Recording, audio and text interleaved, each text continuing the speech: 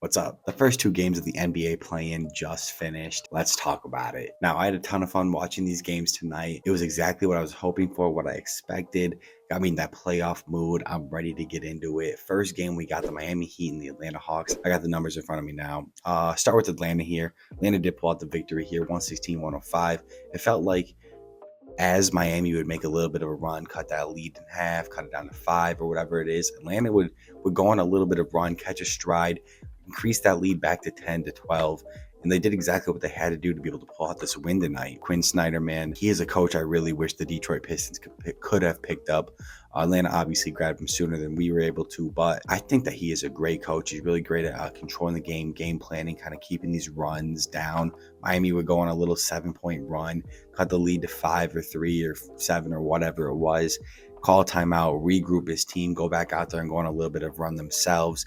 And kind of, get that little stride going again to kind of keep the lead to that 10-point range. Some things to highlight tonight. I thought Clint Capella was great on the glass. He was given a lot of effort. Trae Young played better than I was expecting, to be honest. I definitely thought that Jimmy Butler was going to go out there and kind of clamp up, give that Jimmy Butler intensity kind of thing, but I didn't quite get that from him. And Trae Young came out there and played very well, so props to him. DeJounte Murray played very solid on the defensive end and the offensive end. But I think the big thing to note with this team, other than their starters obviously playing pretty solid, their bench contributions were amazing tonight. Sadiq with 17, Bogdanovich with 14, Johnson with 10, Okongwu with 12. Very good contribution from their bench. And that's really what you can ask for, especially in the playoffs when your stars don't show up completely. Your bench is there to pick you up, and Atlanta really had that tonight. On the flip side, we got the Miami Heat, though. I expected Miami to come out with this playoff Jimmy intensity. I even said it in my community poll. I thought Miami was going to run away with it and just stomp Atlanta into the ground. Jimmy finished with 21 points. Didn't shoot very well from the field. I felt like he was just kind of lackluster tonight. Not much of a problem in the game. Not much of an X factor like you really want Jimmy Butler to be, especially in a almost win or go home kind of game. I mean, if they lose another game, they're out of the playoffs. They drop from the 7th seed all the way down to out of the playoffs almost. So, I mean, they still have a chance to make that 8th seed. And that 8th seed is pretty much, the end of your run. You're not going to beat the Bucks. You may pick off a game, if that, but the Bucks will probably end up sweeping whoever gets the 8th seed. So this is not a good spot for Miami to be in. So I definitely thought Jimmy Butler was going to come out there and really will his team to a victory.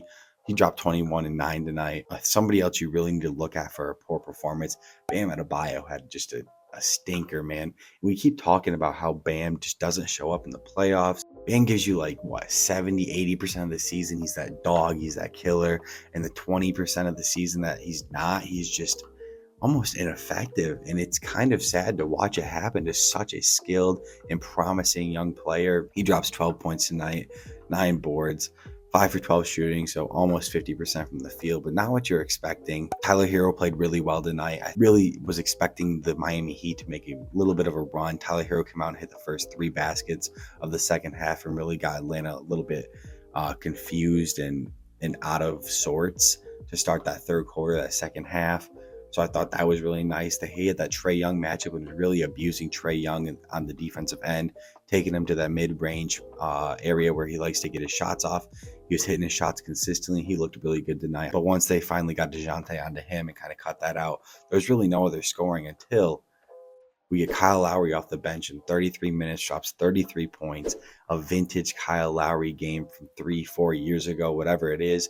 Kyle Lowry played really well tonight, 6 for 9 from the three-pointer, 11 for 16 from the field. Super efficient game for Kyle Lowry. And that is something that's very promising for Miami Heat fans who haven't really seen that all year, So with all that being said, Miami came out there, played lackluster. Atlanta was obviously the better team tonight. They looked good. Shout out to Atlanta. They get a little bit of an easier matchup, even though they're 0-3 against the Celtics this season. I would rather play Boston than Milwaukee at this point, but both of them are probably going to sweep their matchup or win it in 5. So either way, it's a death sentence for both teams. But on to the game I really wanted to talk about, because this game just finished and I honestly had a ton of fun watching this game, and hopefully you guys enjoyed watching this game. I see a lot of people hating on the play-in and on Twitter and stuff, but I think a lot of them have to be like Miami Heat fans or Timberwolves fans. But you can almost say that Timberwolves did this to themselves with the Jaden McDaniels and the cat thing. Nasri's out for the season. Obviously not his fault, but more of the stuff that happened in that last game with McDaniels and Gobert, that really is their fault. They played better than I expected, though, so shout out to them. Mike Conley had himself a game. Karl Anthony Towns, I thought, played really well. But, I mean, it really all comes down to this Anthony Edwards just stinker of a game. 9 points, 0 for 9 from 3, 3 for 17 from the field. Couldn't get any sort of momentum going, especially when I thought without Gobert in the paint to clog it up, I thought he was going to be able to attack the rack and really start getting some buckets, getting some fouls, go to the line a little bit more than the 4 times he went to the line.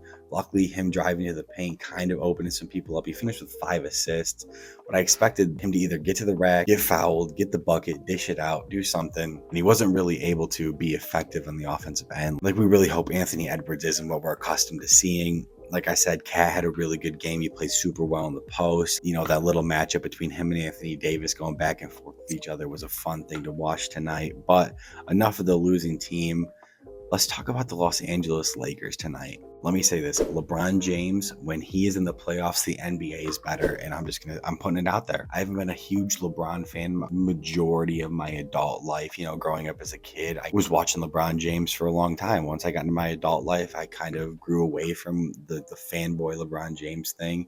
Started focusing on my own teams and stuff, the Detroit Pistons specifically, and just kind of rooting for them. But without LeBron James in the playoffs, man, we're missing something. And so I'm glad he is back. I think there's a very good chance that the Lakers could honestly pull an upset against the Memphis Grizzlies.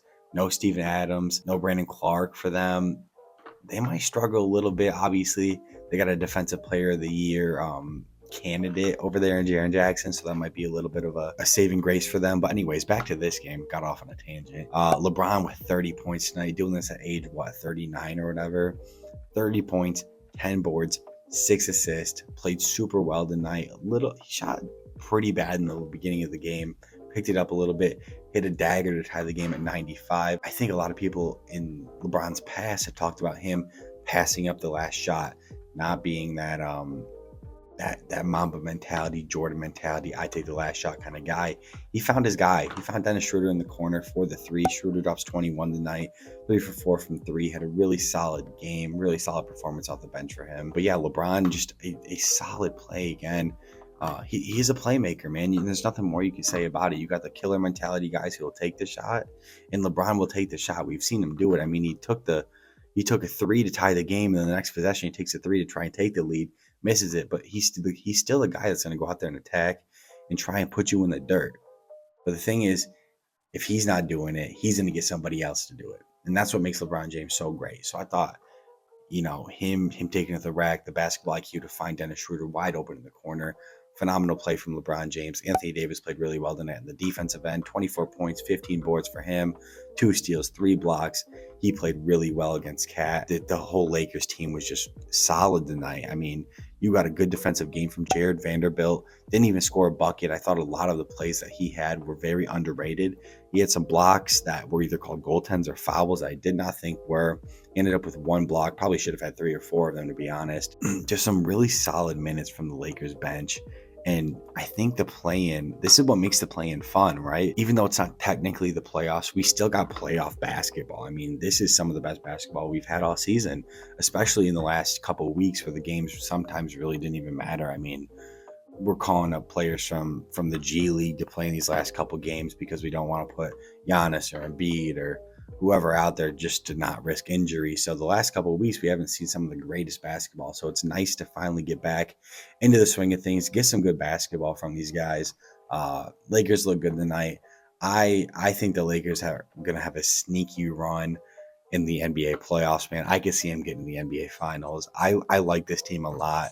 I'm enjoying watching the Lakers. I enjoy watching LeBron. And I think a lot of it has to do with just me being up late at night. And the only games on are the West Coast games. So I just tend to watch the LA teams, Denver, Dallas, like these kind of teams. But I've enjoyed watching the Lakers ever since they made these trades and rebuilt this roster in the middle of the season. And it seemed to work out. They're sitting at 43-39 in the playoffs. Got the 2 seed. I think it's a favorable matchup for them.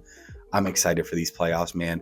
I'll come back at you guys tomorrow with the updates on the other games. If you guys want to see my predictions for the other 2 games and my predictions for these last games, if you want to see what I had to say about them, you can head over to the community tab on my channel. Over there, you can just vote for the random polls I have, the discussions I have with all the subscribers and followers. We have a lot of good discussions over there. It's a lot of fun. So you can go check out my predictions over there. I think I had the Raptors and the Thunder in tomorrow's games. If you guys enjoyed the video, hit the like button, hit the subscribe button. I'll catch you guys in another one.